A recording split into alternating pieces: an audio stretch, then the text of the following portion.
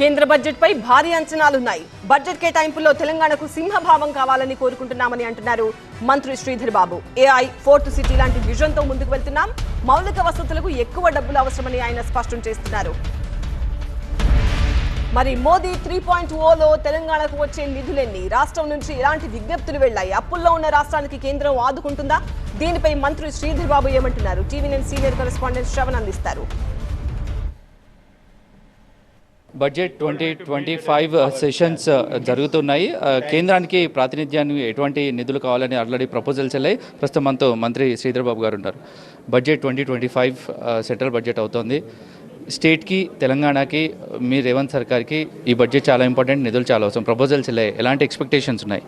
ఈరోజు రాష్ట్ర ప్రజలకు సంబంధించి మరి యూనియన్ బడ్జెట్ ప్రవేశపెడతా ఉన్న సందర్భంలో మా నిధులు ప్రధానంగా సింహశాతం నిధులు తెలంగాణ రాష్ట్ర ప్రజలకు కేటాయింపు చేయాలని మేము కేంద్ర ప్రభుత్వాన్ని కోరుతా ఉన్నాం.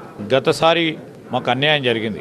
ఈసారి తప్పకుండా ప్రత్యేక దృష్టితో ఏ విధంగానైతే కొన్ని రాష్ట్రాలకు ఒక ప్రత్యేకమైన దృష్టితో వారు నిధులు కేటాయింపు చేశారు, అదేవిధంగా తెలంగాణ రాష్ట్ర ప్రజలకు ఆ విధమైన బడ్జెట్ కేటాయింపులు ఉంటాయని ఆశిస్తూ ఉన్నాం. మరి తప్పకుండా కేటాయింపు చేస్తారని ఆశాభావాన్ని వ్యక్తం చేస్తాం. మొదటి సంవత్సరంలోనే 1000 కోట్లు రైతుల సంక్షేమానికి మీరు యూజ్ చేశారు. ఇప్పుడు ఈ బడ్జెట్లో రైతుల సంక్షేమానికి కూడా మీరు ప్రపోజల్స్ పంపించుంటారు.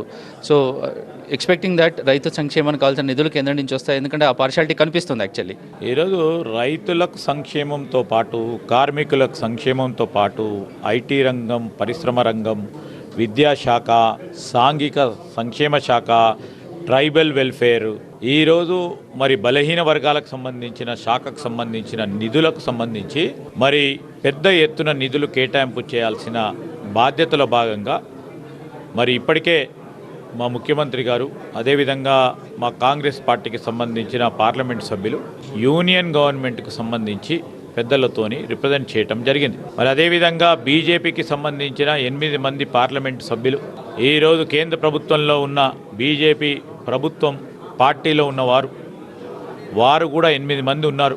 వారు కూడా ఈ తెలంగాణ రాష్ట్ర ప్రజలకి పెద్ద ఎత్తున బడ్జెట్లో కేటాయింపులు జరిపించే విధంగా వారి కేంద్ర నాయకత్వాన్ని ఒప్పిస్తారని ఆశిస్తా ఉన్నాం. Neighbourhood state, let's take about ఆంధ్రప్రదేశ్కి బీజేపీ చాలా ఇంపార్టెంట్. సో అన్డౌటెడ్లీ వాళ్ళకి సింహభాగంలో నిధులు కేటాయిస్తున్నారు. Already we have seen from the last 6-7 months కూర్చోండి.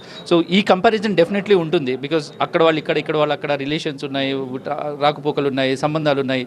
సో మేజర్ పోర్షన్ అటు వెళ్ళే chances is clear thing. How do you see this? మేము అక్కడ ఎందుకు ఇస్తున్నామని అడుగుతలేము. మాకు రావాల్సిన వాటా ఈరోజు భారతదేశంలో పెద్ద ఎత్తున జీడిపికి కాంట్రిబ్యూట్ చేస్తూ ఉన్న రాష్ట్రం, ఈ రాష్ట్రానికి రావాల్సిన నిధులు ఖచ్చితంగా రావాలని కోరుతా ఉన్నాం. ఇంకా పెద్ద ఎత్తున రావాలి. సో ఇది ఓవరాల్గా బడ్జెట్ సంబంధించి ఎట్టి పరిస్థితుల్లో సింహభాగం తెలంగాణకి నిధులు కేటాయించాలని బడ్జెట్లో కేటాయిస్తున్నారని మేము ఎక్స్పెక్ట్ చేస్తున్నాం. ఎట్టి పరిస్థితుల్లో ఆ విధంగా వస్తేనే దేశం, మన రాష్ట్రానికి సంబంధించిన విజన్ కంప్లీట్ చేయడానికి తోడ్పాటు ఉంటుందని మంత్రి శ్రీధర్ బాబు అంటున్నారు. ఇక్కడి నుంచి రిప్రజెంటేషన్ వహిస్తున్న 8 మంది ఎంపీలు బీజేపీ నుంచి ఉన్నారు. వాళ్ళ కోఆపరేషన్తోనూ వాళ్ళ కోఆర్డినేషన్తో నిధులు వస్తాయని ఆశాభావంతో ఉన్నామని మంత్రి అంటున్నారు. కెమెరా పర్సన్ వెంకట్తో శ్రవణ్, TV9 హైదరాబాద్.